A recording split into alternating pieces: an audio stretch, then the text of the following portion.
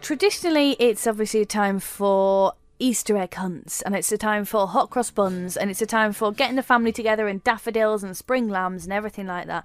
But it's also a time that people will consider putting their houses on the market.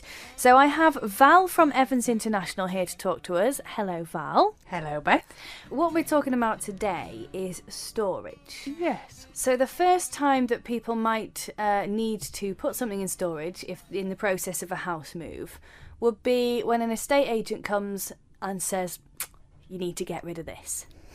Well, yes, because let's face it, when it's time to move house, you need to make your house stand out from anybody else's. So a lot of the estate agents may actually just gently nudge you in the direction that perhaps you need to depersonalise or just try and make things look a little bit bigger.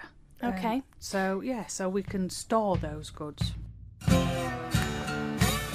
Is there just one type of storage, or are there lots of different storages to Well, there's lots of different types of storages, and I think basically it breaks down into two main areas, and that's what we call containerised storage, which are big wooden crates, which is traditionally what the removal companies and the removal industry will use. Mm-hmm. And there's also self-storage, which we now see these big buildings popping up with all of these rooms, and they're where you can take your own goods in and put them into storage. So the main difference between containerised storage and self-storage is how it is stored.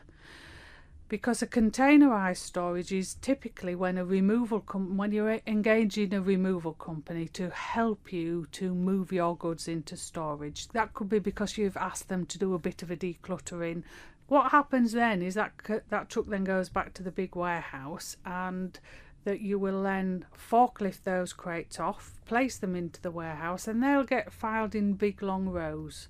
So the access to that is not necessarily one that you can have on a daily basis or a regular basis. So you must think about that. And if the answer to that is yes, then you need to look at a company that offers self-storage facilities. So you can just pop in and out? Yes. Some companies offer 24/7 access, and others, just offer access within given periods of time. And there's advantages and disadvantages of both types of containerised and self-storage.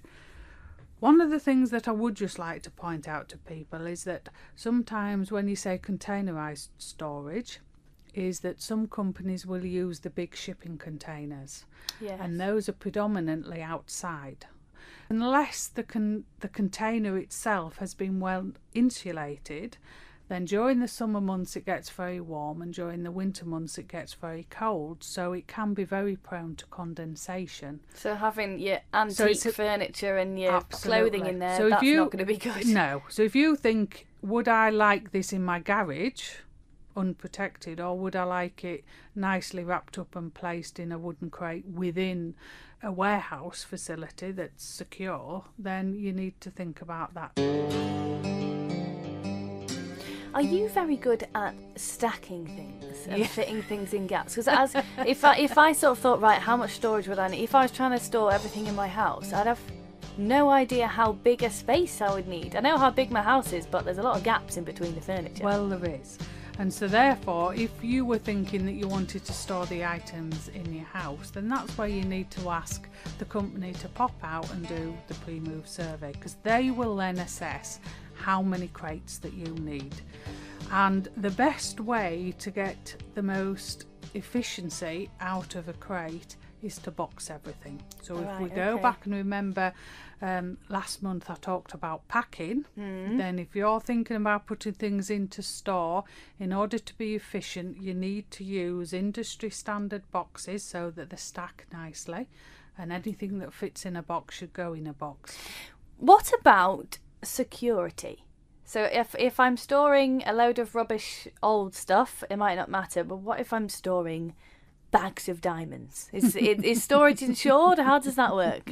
Well, let me suggest Beth, if you've got bags of diamonds, then Yeah. you need to be storing them with your bank. Right, okay. So that was a good example, because at the end of the day, you do have to choose what is best to go into storage facilities. What we need to do is to think about what it is that you're storing, and even if you may think, well, it has actually not a high value, but it could have huge sentimental value.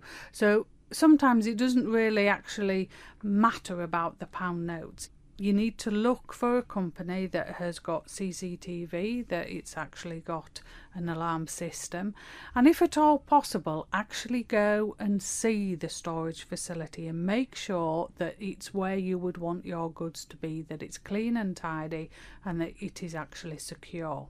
With regards to insurance, then, with a removal company, if they have been and packed your items and they know what is in those boxes and they've done a full inventory when they've brought it into store, then it will be covered under their insurance policy. And you also need to check your household contents policy, because they will also often cover your goods while they're in store, provided that they're with a removal company. If you go to a self-store facility and put your own goods into storage, then of course they don't know what they're storing. So usually there is no insurance cover with that. However, the bigger companies will ask if you would like to take out an additional insurance policy, and you will pay an extra premium for that to make sure that they're covered. Val, how should people get in touch with you? You're a font of knowledge when it comes to packing and storing and moving. How should they get in touch with Evans International? Well, basically, the best way to do it is to just pick up the phone and dial 01765 640 882 and ask for Val. Okay, you also have a website as well, so if We people forget certainly that do. number, they can Log just on to search the Evans website. International and they'll find you. They Okay, certainly will.